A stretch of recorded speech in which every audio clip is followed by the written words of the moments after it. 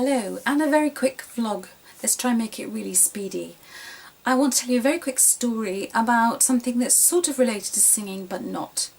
I'm taking part in a course at the moment, and on one of the conversation threads within the course I noticed somebody putting up a little plea for help with the sound that they make when they speak. They've been doing some videos for the product that they're trying to sell and their little business they're trying to set up. And in doing so, she was saying, I really need help with my videos. I don't like the sound of my voice. Is there anybody out there who feels that they could perhaps have a listen and give me some feedback?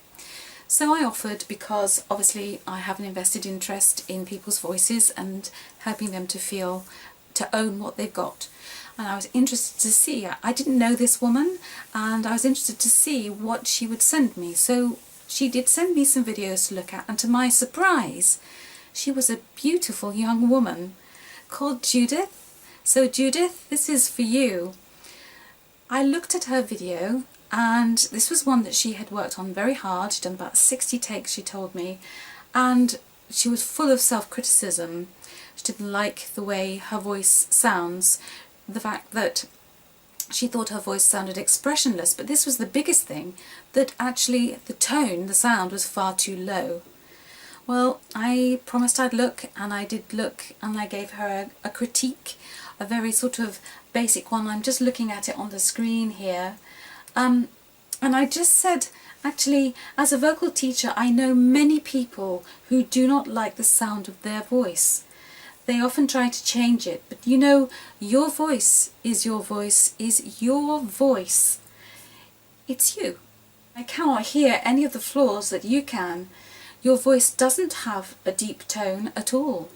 I agree that most native German speakers, and she was complaining that her native tongue is German, and she's not a natural sort of English speaker, but it's actually sounded very nice.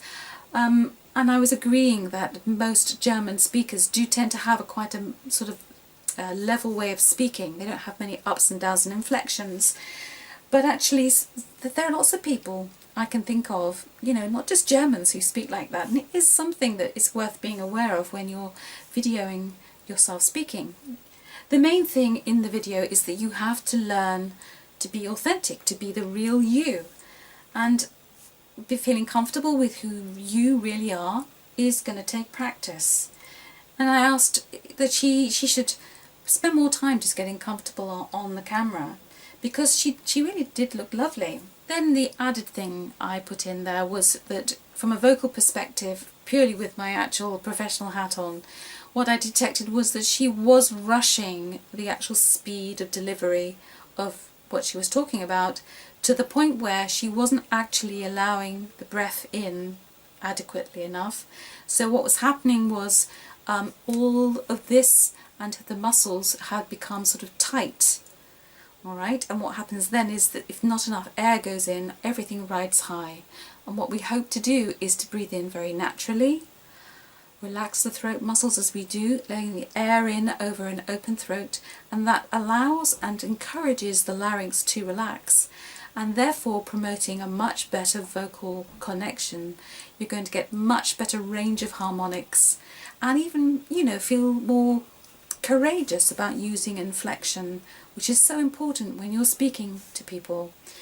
And I finished by saying, look, this is a vast subject, and that she could get coaching.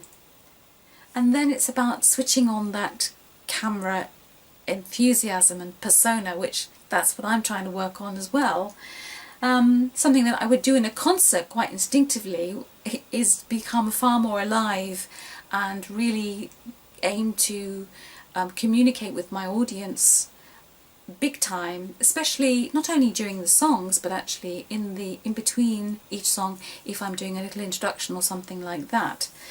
So really, basically, that's all I had to say to her. Now, she was very, very, very appreciative of the fact that I had the time to listen.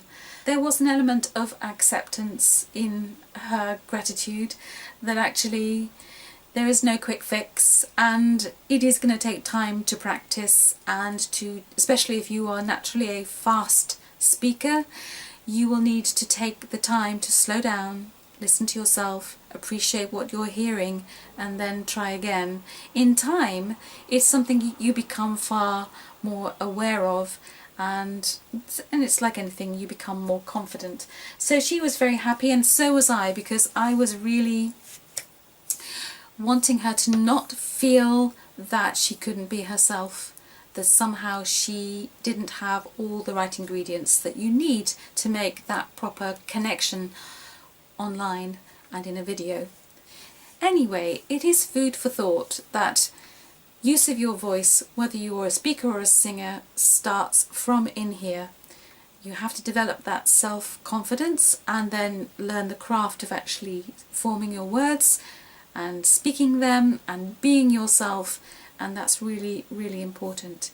If any of this resonates with you, then what I would suggest is that you subscribe to my channel.